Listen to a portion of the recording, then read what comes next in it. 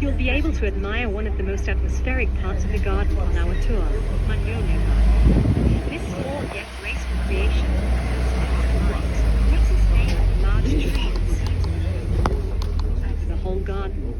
It is surrounded by a box hedge, and in the center, around the magnolia, the coat of arms of Pius XI takes pride of place, with its eagle and 3 spears.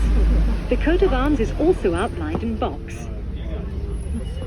To the side of the avenue is a fountain.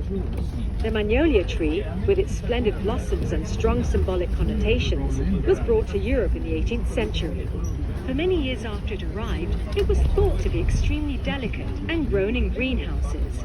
Only much later did an intrepid botanist decide to plant it outside. The tree not only grew into a strong, majestic specimen, it lived for over a century.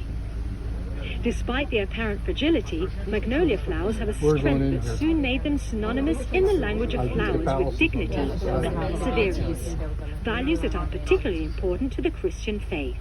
This avenue is commonly known as the Avenue of the Chain, because the way used to be barred by a heavy iron chain hanging between the 2 marble sphinxes you'll see at the end of the avenue. Some of the trees here are particularly old and evocative, and date back to the garden's origins in the 17th century. The branches of the trees have been trained to form tunnels, known as cocchi in the Italian Renaissance tradition, which cover the paths below, allowing the popes and their courts to stroll in the shade even during the fierce heat of summer.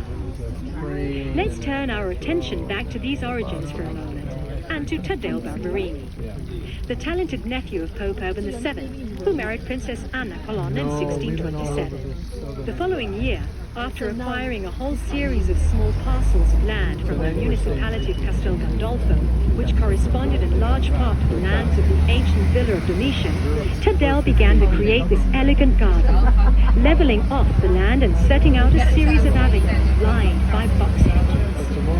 This was the initial nucleus of what over time would become the splendid gardens we've admired today.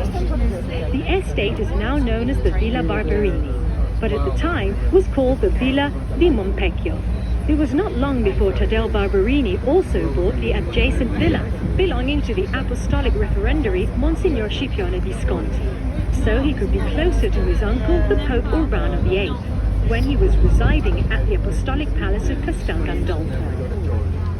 So in July 1631, the Villa di Montepecchio also gained a manor house, as well as yet another vineyard.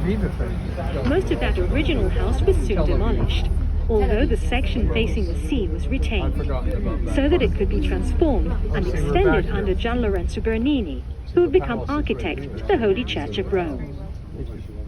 Unlike the villas that had been built on the hills of the Castelli Romani since the late 16th century, however, Villa Barberini was rather modest in appearance, due to its fairly limited size, and to the lack of the theatrical sculptures that were generally to be found in those villas, which to this day are still lavishly decorated with fountains featuring mythological scenes and spectacular jets of water.